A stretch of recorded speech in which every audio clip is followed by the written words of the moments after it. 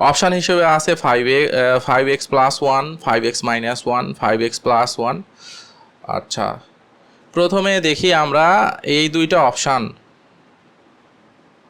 প্রথমে এই দুইটা অপশানের দিকে আমরা ভালোভাবে লক্ষ্য রাখি। যখন আমরা মানে এমসিকিউ দিতে যাব তার আগে অপশানগুলোর দিকে তাকাবো, প্রথমে আউট করে নিব। প্রথমে আউট করে নেওয়ার সুবিধা অর্থ এই যে ঝুঁকি, আমার ভুল উত্তরের ঝুঁকি প্রথমেই আমরা কমিয়ে আনতে পারবো।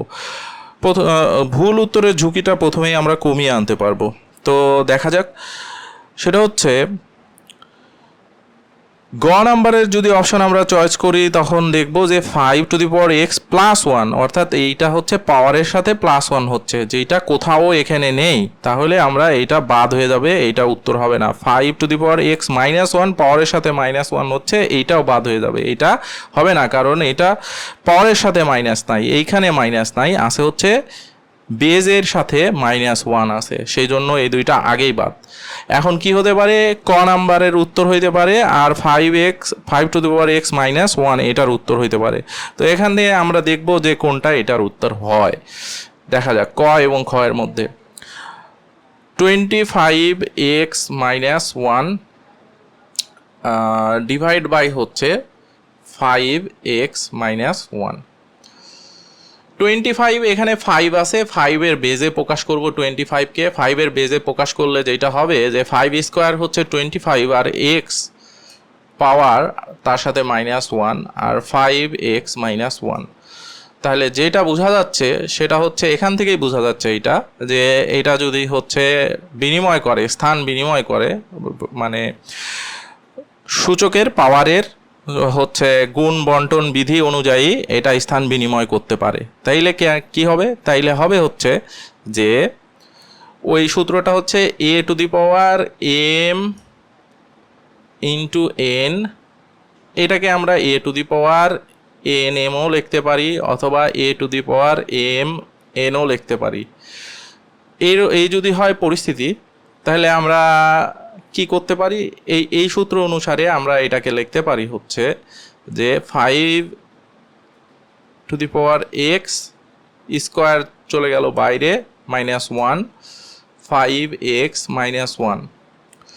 তাহলে এইটা হচ্ছে a square minus b square সূত্র, হচ্ছে a square minus b square সূত্র হচ্ছে 5 two the power x plus 1, 5 two the power x minus 1, আর এখানে হচ্ছে 5 two the power x minus 1।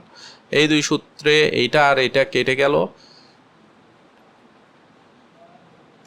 এইটা আর এটা কেটে গেল,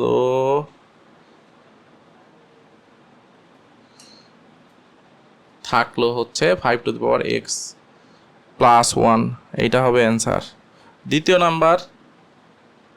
নাম্বারে আমরা দেখব যে 1 divided by 3 to the power minus x সমান 81 হলে এর মান কত। তো এর মান আমরা বাহির করি। প্রথমে আছে হচ্ছে 1 divided by 3 to the power minus x equals হচ্ছে 81।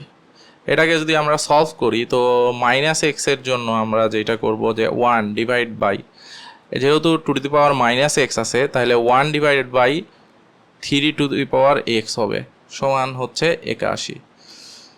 তাহলে এটা উল্টে গেলে হচ্ছে 3x সমান হচ্ছে 81 হবে।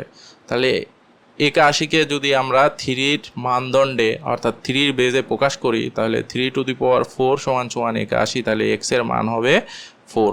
তাহলে এটার উত্তর হবে হচ্ছে 4, 1 নাম্বার ক। এটা দেখি, এটা একেবারেই সহজ। a টু দি পাওয়ার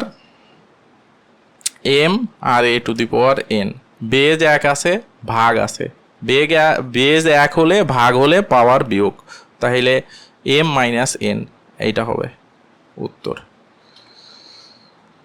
তারপরেরটা যদি আমরা লক্ষ্য রাখি তাহলে হবে হচ্ছে x to the power m into 1 divided by x to the power minus n।